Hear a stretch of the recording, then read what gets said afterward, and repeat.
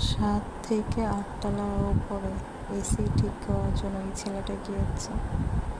এই বয়সে দেখেন কি রিস্ক নিয়ে কাজ করছে, দেখলি গাটা শিহরে ওঠে।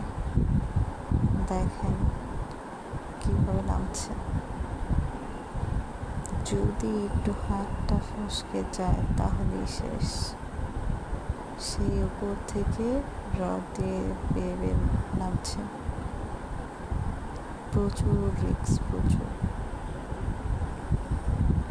আল্লাহ, কোনো কাজকে ছোট বলবেন ঠিক আছে, কিন্তু রিস্কের কাজগুলো কেন তো এভাবে করেন?